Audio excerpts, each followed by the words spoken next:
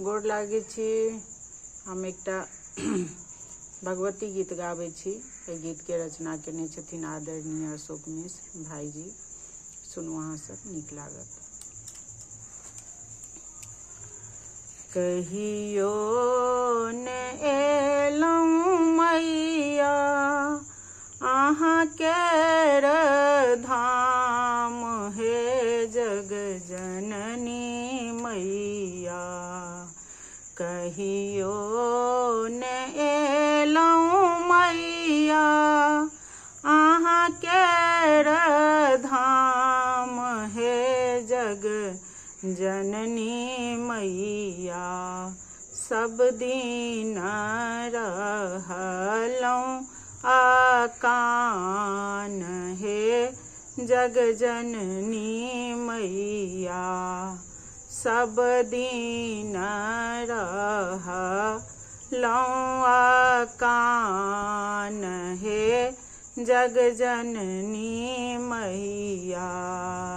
कहियो ने एलहुँ मैया अहाँ केर धाम, हे जग जननी मैया। सब दिन रहलहुँ आकान, हे जग जननी मैया। तारा छी बंगला छी माँ, काली छी चंडी, हे जग जननी मैया। तारा छी बंगला छी माँ, काली छी चंडी, हे जग जननी मैया। वैष्णो कल्याणी अहाँ के नाम, हे जग जननी मैया।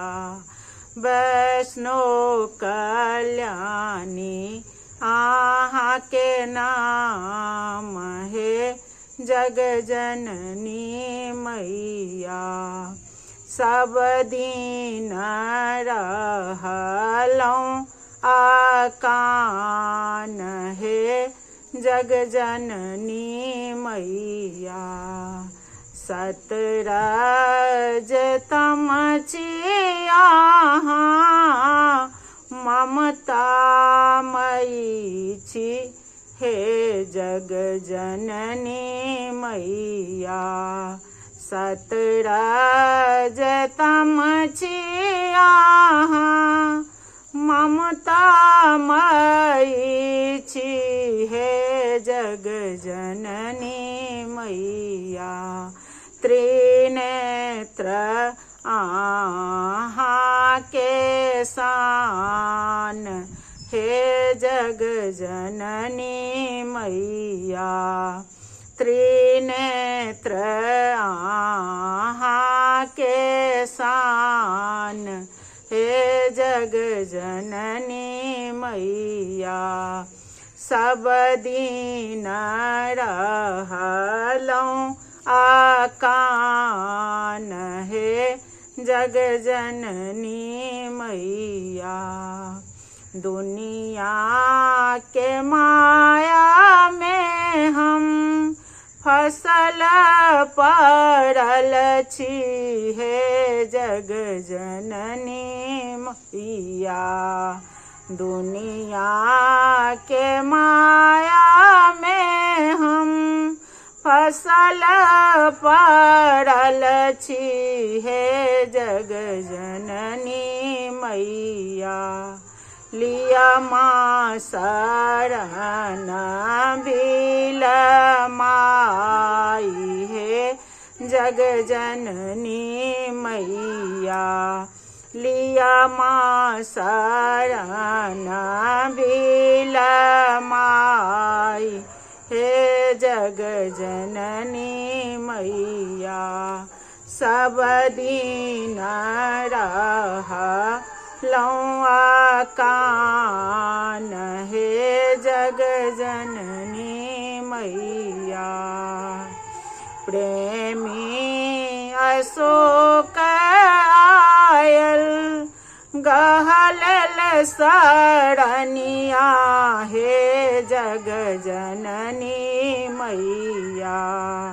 प्रेमी अशोक आयल गहलल सरनिया हे जग जननी मैया।